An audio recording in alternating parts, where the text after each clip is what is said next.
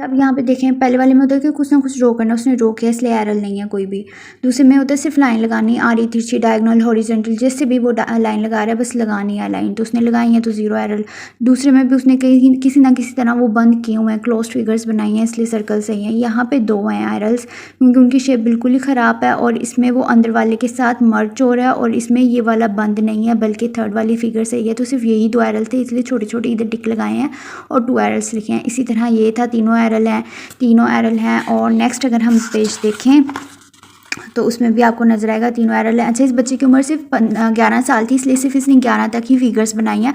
अगर 12 या 12 से बड़ा होता तो सारी फिगर्स बनाता, लेकिन सिर्फ 11 साल थी, इसने 11 साल तक ही फिगर्स बनाई हैं जिनमें एरर है। और ये मैंने मैनुअली थोड़ा सा किया। अब इसमें मैंने आपको समझा देती हूँ। इसमें मैंने ना third type of formula use किया हुआ है इसकी।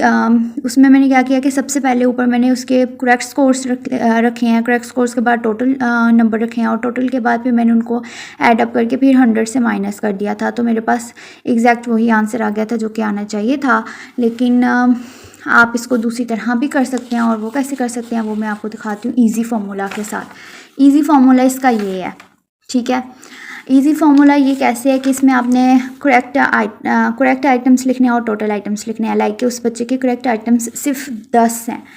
पहले तीन फिगर से तीनों उसके सही हैं, तो ये 336 और 39 और यहाँ से एक उसका सही था, तो ये 10 हुए। बाकी सारे उसके ज़ीरो ही आ रहे हैं, ठीक है, बाकी सारे उसके एरर्स ही थे।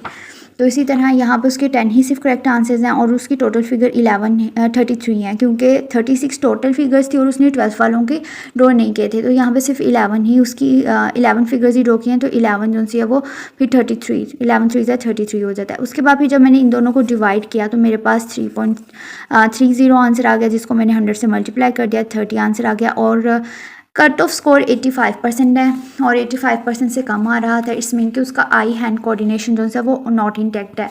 85 जो है वो कट ऑफ स्कोर 85 से नीचे है। इट्स मीन कि उस पर्सन के साथ कोई न्यूरोलॉजिकल प्रॉब्लम है। और ये जो टेस्ट अभी मैंने आपको दिखाया है ये एक आईडी के साथ एक बच्चा उसकी था।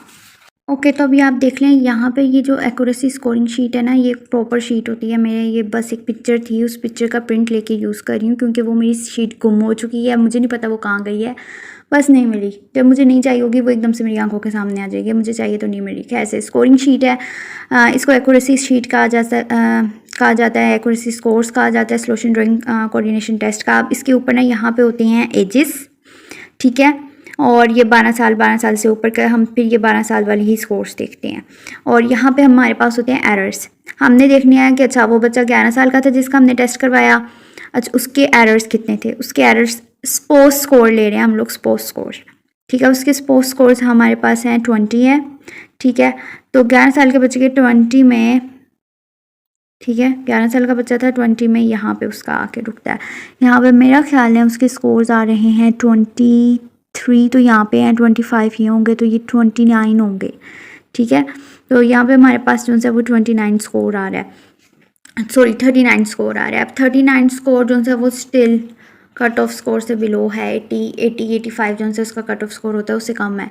तो इस मीन कि उस पर्सन को न्यूरोलॉजिकल प्रॉब्लम्स है। As I tell you earlier कि ये टेस्ट जो सा है ये आईडी के पेशेंट के साथ करवाया था मैंने और उसको एक्सपोज करके करवाया। नॉर्मल बच्चों के आ जाते हैं, नॉर्मल बच्चों का 1-2 मिस्टेक्स निकलती हैं और उसके ऊपर ही आ जाते हैं। हमने नॉर्मल बच्चों के साथ भी करवाते हैं तो उनमें नॉर्मल आ जाता है विदाउट एनी न्यूरोलॉजिकल प्रॉब्लम। और इसको न्यूरोलॉजिकल स्क्रीनिंग टेस्ट भी इसी वजह से कहा जाता है क्योंकि ये बहुत अच्छे से उन लोगों को स्क्रीन आउट कर देता है। आई होप कि आपको वीडियो अच्छी लगी हो, समझ आई हो।